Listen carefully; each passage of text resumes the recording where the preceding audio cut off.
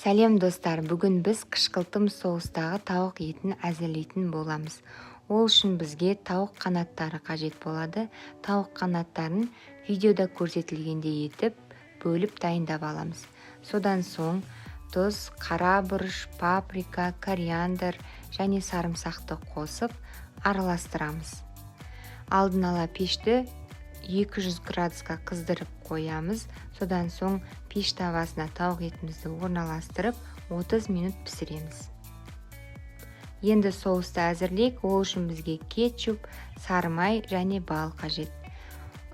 Осы 3 ингредиентті кастрөлде 1 минуттай қайнатып, содан соң тауық етімізді осы соуспен араластырамыз. Асымыз дайын болды. Рецепт ұнаса лайк басып, комментарий жазыңыз, каналға тіркеліп қойыңыз. Келесі жүздескенше сау саламатта болайық.